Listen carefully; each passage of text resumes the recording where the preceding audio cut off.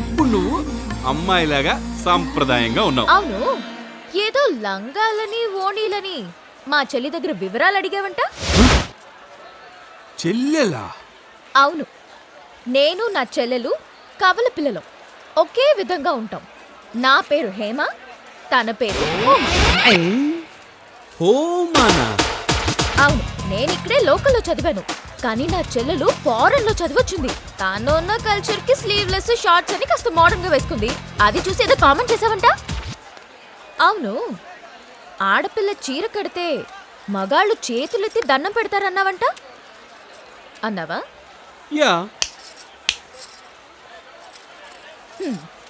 నువ్వు చెప్పినట్టుగానే చెంచు లక్ష్మి చీర కట్టుకొచ్చింది.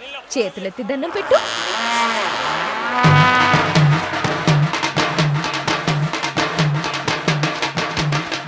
మొక్కరా.